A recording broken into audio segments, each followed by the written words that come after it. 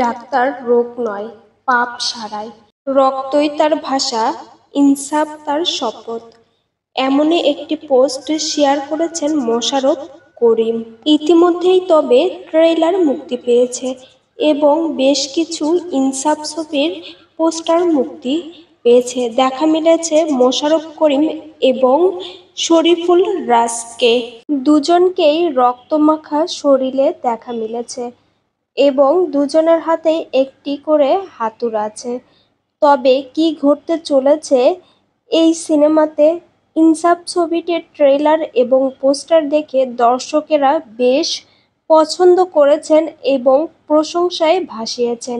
এমনই ছবি যেন দেখতে চান দর্শকেরা এবং ভক্তরা সবাই যেন আশাবাদী এই সিনেমা নিয়ে।